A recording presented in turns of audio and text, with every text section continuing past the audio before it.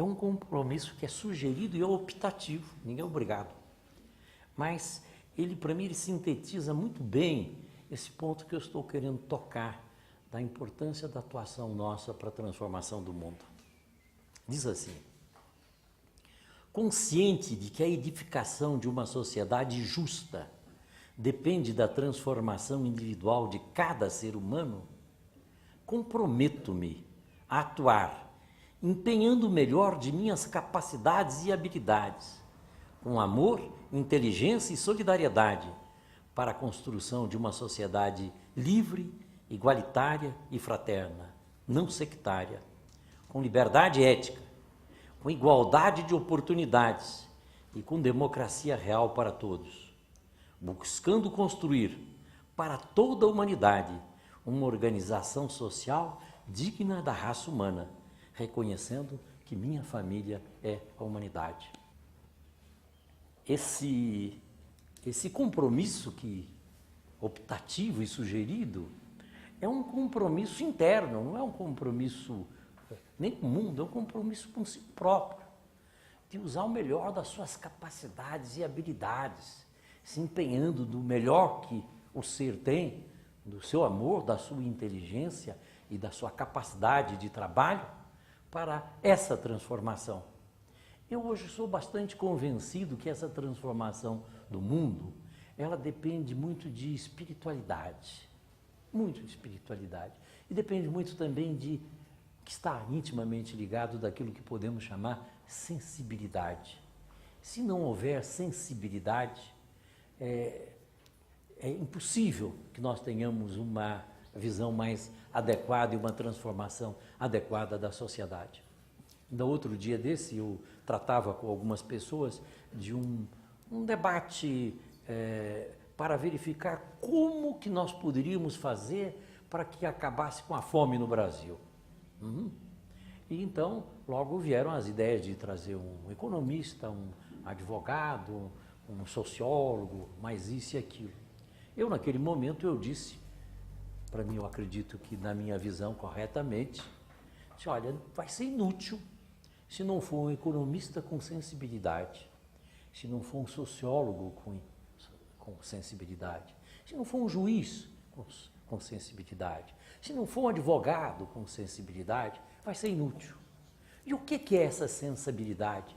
É exatamente essa percepção que até entra no campo da espiritualidade, entra neste campo da gente perceber da interligação que existe entre toda a humanidade, dessa interdependência, de uma visão mais alta, uma visão da unidade da vida, de uma visão dessa manifestação divina que somos todos nós e que é toda a natureza, e da importância de estarmos voltados para o ser humano. A economia, se não estiver voltada para o ser humano, ela é um desastre, ela pode ser a fonte de sofrimento da humanidade, porque voltada para um crescimento, e crescimento de uns e vantagens e outras vantagens, isso não vai resolver. O problema todo está realmente naquilo que hoje, normalmente nos debates, se fala no resgate da feminilidade que está no homem, da feminilidade que está na mulher, que é o aspecto da doçura, que é o aspecto da ternura, que é o aspecto do amor, que é o aspecto do amor, e que eu prefiro usar a expressão sensibilidade, sem nenhum prejuízo da feminilidade, que eu acho que é mais elucidativo nós entendermos a questão da sensibilidade. Com sensibilidade, com humanidade, nós podemos transformar o mundo em qualquer posto. Um policial sensível, um delegado sensível, um general sensível, todos, um advogado sensível, um médico sensível.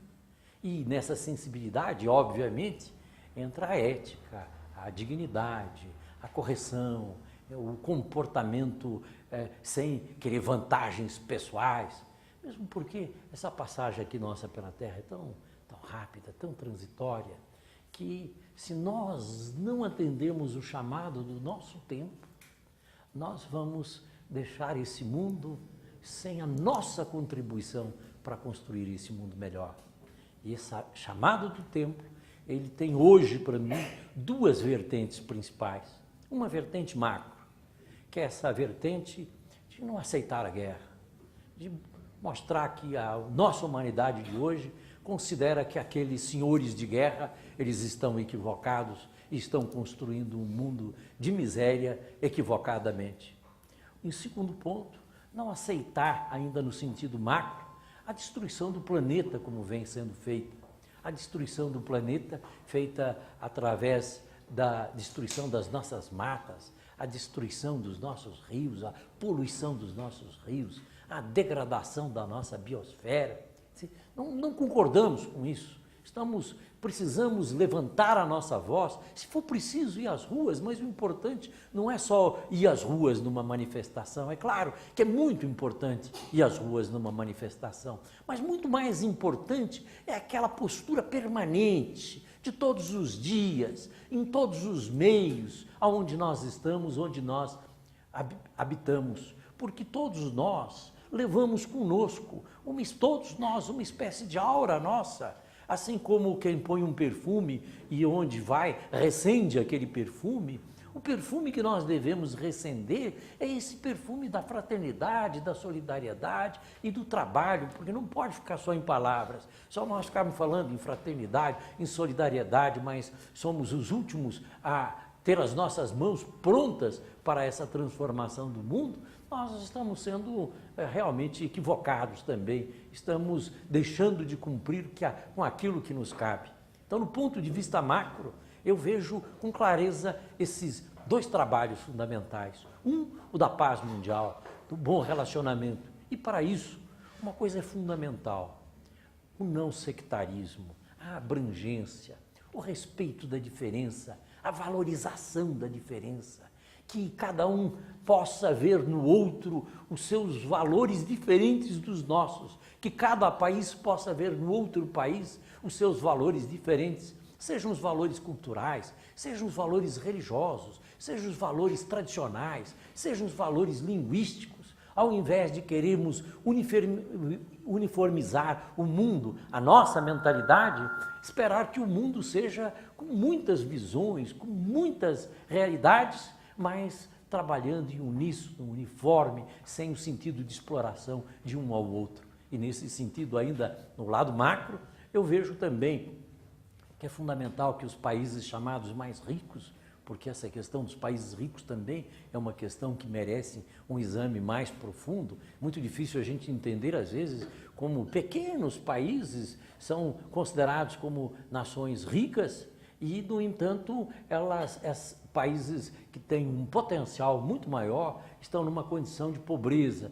Como é que essa riqueza se operou? Por que chegaram a ser países ricos? Mas esse é um outro assunto. Mas é preciso que aqueles que são considerados países mais ricos possam socorrer os países mais fracos, possam ajudá-los, possam realmente atuar junto com eles ao invés de explorá-los. Isso no sentido macro.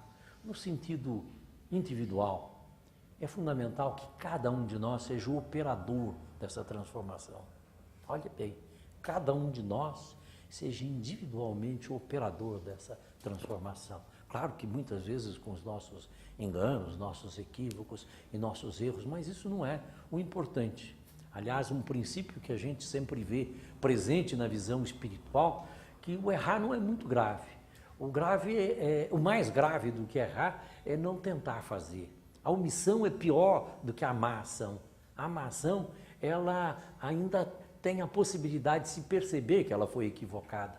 E nós não podemos ser omissos na nossa responsabilidade com o chamado do tempo que nos faz para que nós possamos mostrar que a nossa humanidade de hoje é uma humanidade que precisa ser diferente, que precisa mudar, que precisa trazer à tona a sua fraternidade, o seu amor, a sua solidariedade de uma forma ética, de uma forma digna, inclusive percebendo que é muito melhor para todos nós, para toda a humanidade, essa atitude correta.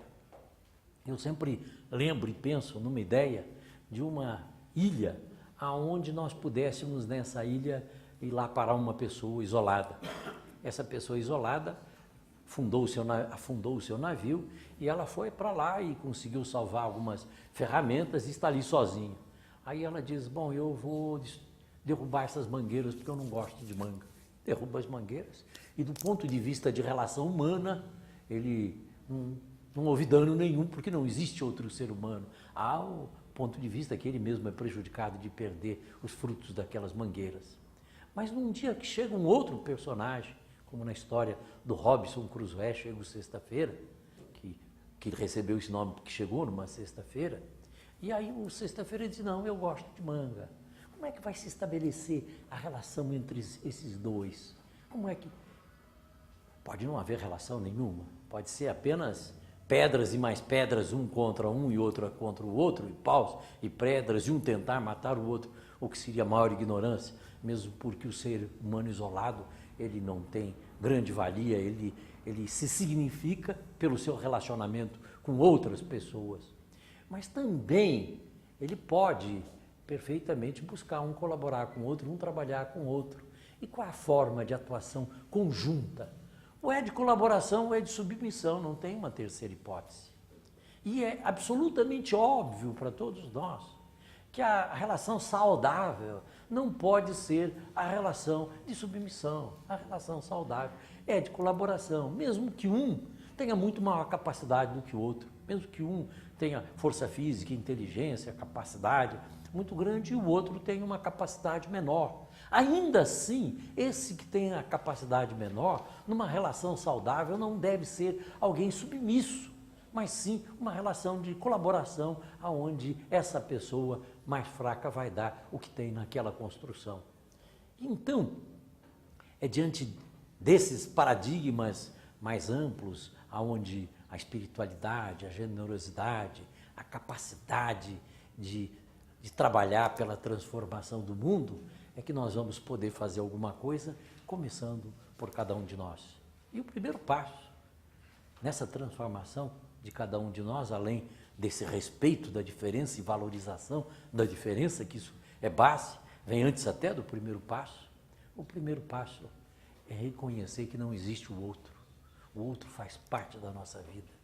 A vida é uma inter-relação de pessoas e que nós devemos nos relacionar com as pessoas de uma forma saudável, de uma forma de perceber que o outro faz parte da nossa existência e que,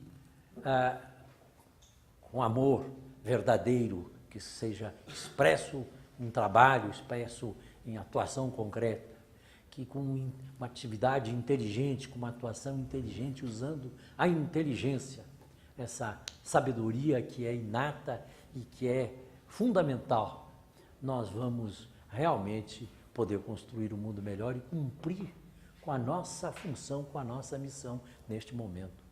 Diz a filosofia brahmânica que existe um dharma, que é uma palavra que significa exatamente isso. Qual é o degrau que deve ser alcançado naquele momento da existência? Qual é o dever de ser cumprido?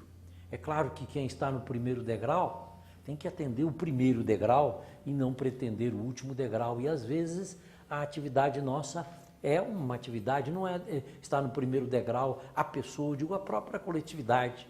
Está num determinado ponto, o passo que nós podemos dar, às vezes é um passo pequeno, mas é um passo em relação àquele ponto que está. E esse sentido do Dharma, ele é um sentido profundo. E eu vejo sempre que uma pequena semente de flor de lótus, lançada nas águas plácidas de uma lagoa, cheia de matéria em estado de decomposição, ele tem a capacidade de crescer, de vir à tona, de se pôr livre daquele estado em que ali estava colocado e apresentar a beleza de uma flor de lótus. Eu não havia programado de concluir assim, mas ao mencionar a flor de lótus, eu me lembro de um verso do Anguttara Nikaya, um livro sagrado budista, que diz assim: as tendências para as exterioridades em mim mortas estão, extintas e arrancadas as suas raízes. Assim como o lótus encantador e belo não é maculado pelas águas, assim também a mim não me macula o mundo. E por isso, ó Brahmani, eu sou o Buda.